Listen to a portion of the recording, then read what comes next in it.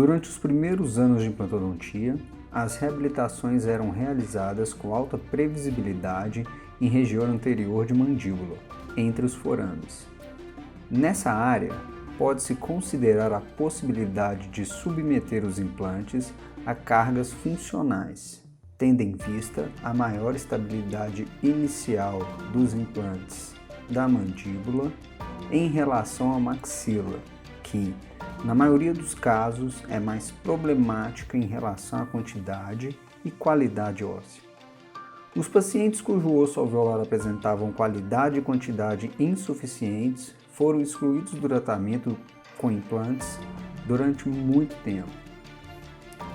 Com o advento das cirurgias de reconstrução óssea, melhoraram as possibilidades de tratamento dos pacientes com atrofia do osso maxilar. Diversas técnicas de enxertia óssea foram desenvolvidas, assim como procedimentos cirúrgicos ortognáticos foram adaptados para atender às demandas específicas da implantodontia, o que contribuiu para que hoje a maioria dos problemas de atrofia do processo alveolar possam ser solucionados. Aqui é o professor Carlos Araújo, coordenador de cursos de especialização e aperfeiçoamento em implantodontia. E hoje eu irei apresentar, através dessa videoaula, a técnica cirúrgica de enxerto ósseo autógeno em implantodontia. Sejam bem-vindos. Bem, então vamos começar a apresentar os materiais que nós vamos utilizar para a cirurgia de enxerto ósseo. Primeiramente, é necessário uma peça reta angulada multiplicadora. A gente utiliza e trabalha com A1:2. O segundo instrumental é a pinça porta-enxerto. A gente utiliza a pinça porta-enxerto para prender o bloco ósseo e fazer os devidos ajustes. O kit de cinzéis é composto por dois instrumentais, são os cinzéis de Wagner, que eles têm a pontativa de 6 mm. A gente utiliza ele para fazer a osteotomia interna do bloco ósseo. Os instrumentais 5 e 6 também são um kit. São as alavancas de potes. As alavancas de pote elas servem para remoção do bloco ósseo na hora da clivagem do osso. Bem, o kit de brocas para remoção do enxerto ósseo é composto por 5 brocas. A primeira broca é uma broca troncocônica.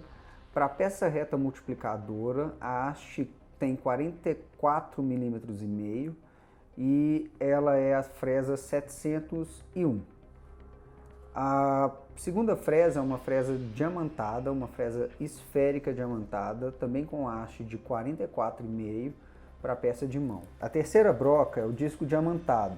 Ele é um disco rígido com haste de 44,5 mm de diâmetro de 5 mm. E a última fresa, que é uma fresa esférica carbide, ela também tem a haste de 65 mm, que é a haste que a gente utiliza para trabalhar com a peça reta multiplicadora. Kit de enxerto, a gente trabalha com o sistema da Sim de implantes. Ele é composto por fresas e pela chave manual para inserção do parafuso que irá fixar o bloco ósseo no leito receptor.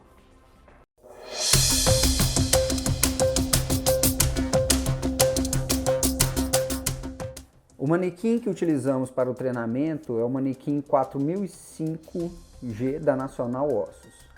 Esse manequim ele é composto por maxila e mandíbula, onde nós conseguimos simular as técnicas cirúrgicas, tanto para enxerto ósseo como para instalação de implantes.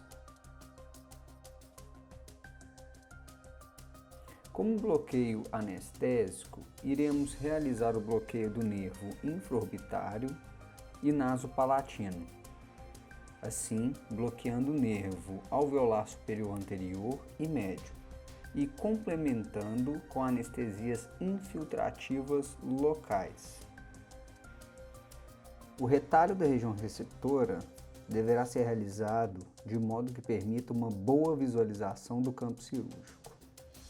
A incisão é realizada tomando uma certa distância da região que receberá o enxerto, Nesse caso, realizamos as incisões relaxantes na distal do premolar e do incisivo central.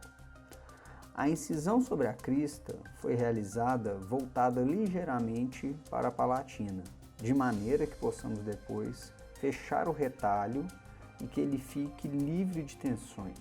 E o mais importante, que ele cubra todo o enxerto. O descolamento do retalho inicia-se com o dissector. É importante utilizarmos o dissector raspando a linha de incisão realizada, cuja função é cortar o periósteo, facilitando o deslocamento do retalho mucoperiosteal. É de extrema importância que o retalho seja deslocado com o periósteo intacto, pois ele terá um papel fundamental na cicatrização do enxerto, participando do processo de revascularização óssea. Após a utilização do dissector, rebatemos o retalho utilizando o descolador de Kramer-Nevins ou Molt 9. Para facilitar o deslocamento, iniciamos com o instrumental trabalhando em regiões de papila, onde temos o apoio dos dentes, e deslocamos o retalho sempre com o instrumento apoiado em osso, empurrando para o sentido apical, deixando o campo bem limpo, livre de periósteo aderido.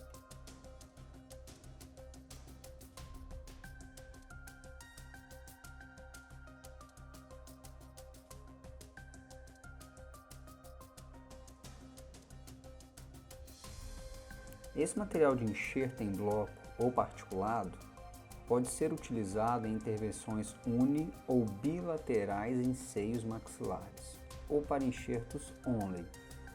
Existem certas limitações de tamanho de enxerto, além de ser uma região praticamente inviável de osso esponjoso. Inicialmente, iniciamos com uma palpação para localizar o ramo da mandíbula e certificarmos de que iremos fazer a incisão em cima do osso. A incisão irá ser realizada sobre a crista, deslocando para a vestibular, estendendo até a região de primeiro ou segundo premolar inferior, de acordo com o tamanho do enxerto a ser removido. Quando há a presença de dentes, é importante que deixemos uma faixa de 2 mm de gengiva inserida ao redor dos mesmos, para permitir a sutura e evitar futuras retrações. Após a incisão, rebatemos o retalho utilizando o dissector e o descolador de Kramer-Nevins ou Molt 9 para exposição da face lateral da mandíbula.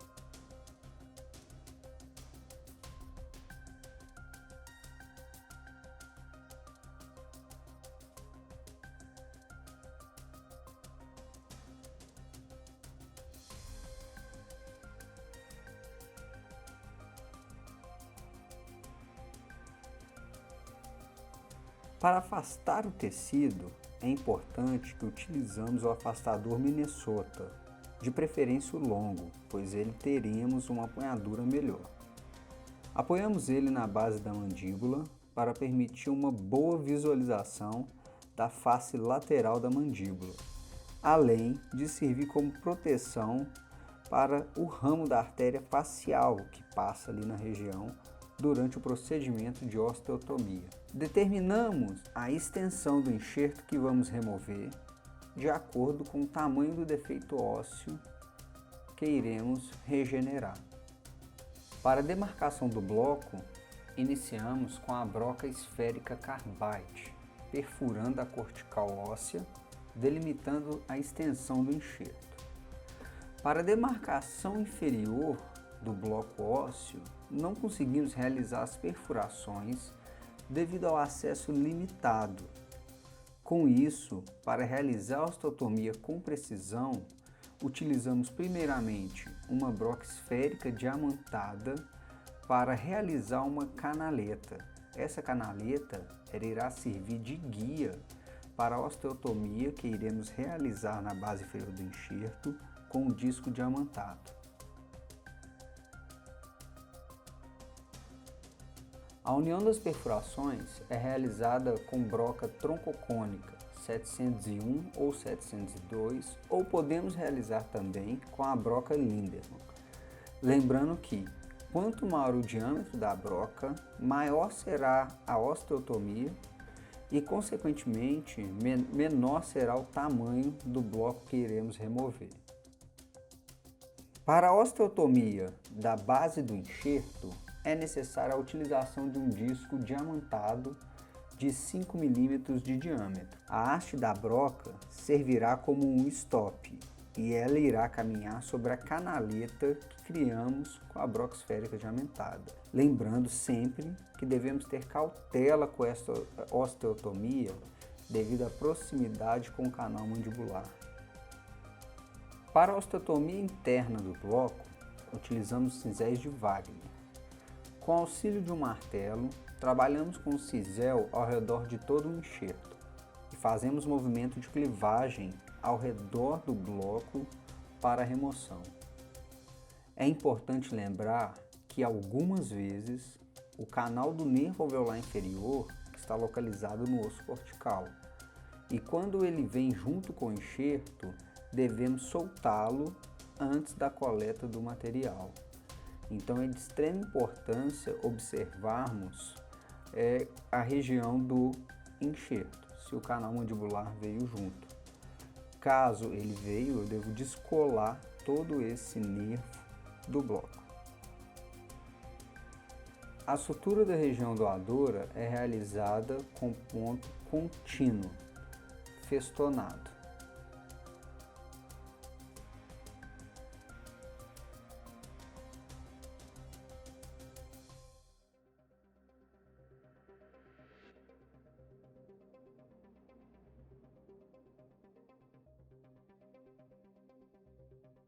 A incisão para o acesso à sínfise vestibular, ela é realizada no sentido horizontal entre os caninos. Geralmente essa incisão ela é realizada em planos. Primeiro incide-se o plano mucoso e depois a incisão é realizada no plano muscular. A incisão do plano mucoso é realizada com um bisturi paralelo ao dente. Após realizada essa incisão, a incisão do plano muscular, apoiamos o bisturi perpendicular ao osso e delimitamos todo o trajeto da incisão entre os caninos. Trabalhamos com o dissector e o descolador de Kramer-Nevens. Realizamos uma dissecção romba através do músculo mentoniano até o periósteo. Os limites do retalho, recomenda-se uma distância de no mínimo 5 a 10 milímetros dos dentes. Isso para assegurar a vitalidade e para evitar contato com o ramo anterior do nervo alveolar inferior. A margem inferior deve situar-se ao menos 2 milímetros acima da borda inferior da mandíbula. E lateralmente devemos preservar uma distância de 5 milímetros dos forames.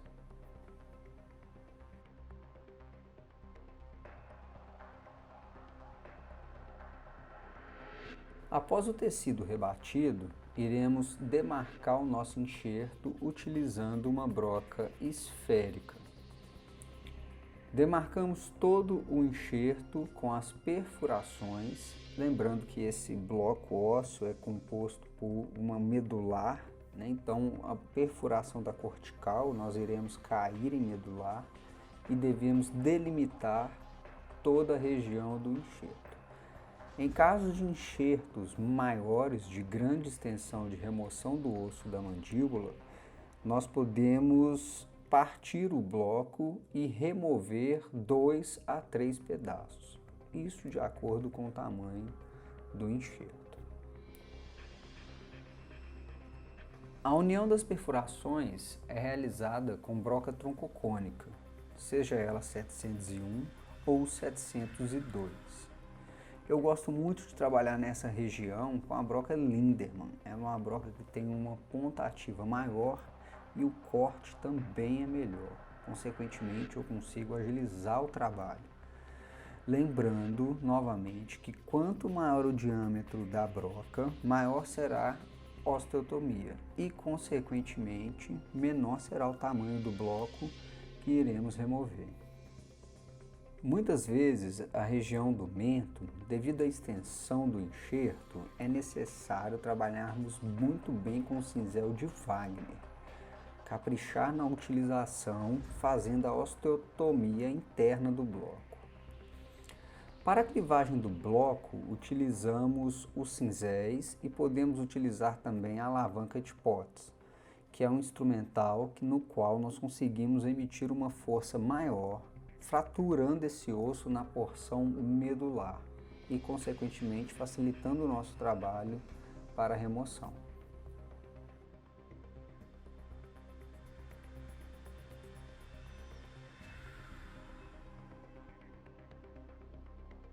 Após a remoção do bloco, iremos adaptá-lo ao leito receptor.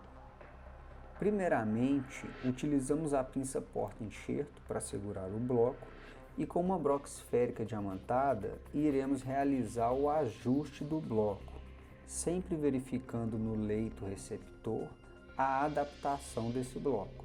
É importante que ele fique o máximo contato possível com o leito. A perfuração central do bloco ósseo removido é realizada primeiramente com a broca 1.2 do kit de enxerto e depois eu utilizo uma broca troncocônica. O importante é que o parafuso ele fique passivo no bloco, ou seja, ele não vai ficar apertado no bloco ósseo. O aperto vai ser somente na cortical do leito receptor. Então, é importante que esse bloco ele fique passivo. Após a adaptação do bloco, nós iremos descorticalizar o leito receptor com auxílio de uma broca carbide. Nós iremos fazer várias perfurações para permitir a revascularização do enxerto ósseo ao leito receptor. Para o acabamento, eu utilizo uma broca esférica diamantada para realizar um pequeno chanfro no centro da perfuração. Esse chanfro irá permitir o assentamento da cabeça do parafuso. Após finalizado todo o procedimento de adaptação do bloco, nós vamos verificar se a perfuração do enxerto com o parafuso de fixação. Então eu vou observar se esse parafuso está passivo e se a cabeça do parafuso está rente ao meu enxerto ósseo. Após a verificação do bloco, que ele está bem adaptado ao leito receptor, agora nós vamos parafusar esse bloco e fixá-lo na região receptora. Para isso, nós utilizamos o kit de enxerto. Várias empresas produzem o kit de enxerto. Aqui nós estamos utilizando o kit de enxerto da empresa Sim. Para a utilização desse kit, nós devemos montar a chave manual ao cabo. E aqui do lado é onde nós capturamos o parafuso. Então esse kit ele é composto pela chave manual, pelo cabo, pelas brocas. Essas brocas eu vou realizar a perfuração do leito e nessa região é onde eu guardo os meus parafusos. Com a utilização da pinça porta-enxerto, estabilizo o bloco na região receptora para realizar a perfuração do leito. Essa perfuração a gente realiza com o kit de enxerto. Aqui no caso, a gente trabalhou com o kit de enxerto da Sim. A perfuração foi realizada com a broca 1.2 e essa perfuração ela deverá ser na cortical vestibular e palatina. É muito importante essa perfuração da cortical palatina, porque o parafuso de enxerto irá estabilizar o bloco, tanto na cortical vestibular como na cortical palatina. A inserção do parafuso de fixação ao leito receptor, esse parafuso ele deverá atravessar as duas corticais. Então, no meu planejamento de compra do parafuso, eu tenho que me atentar a isso, a espessura do bloco em uma maneira de que ele atravesse as duas corticais, para manter o bloco estável. Após a fixação do bloco, nós vamos fazer o acabamento final. Esse acabamento final nós realizamos com uma broca esférica diamantada e o objetivo é remover todo o ângulo vivo. É muito importante nós observarmos também se o bloco ficou bem adaptado ao leito.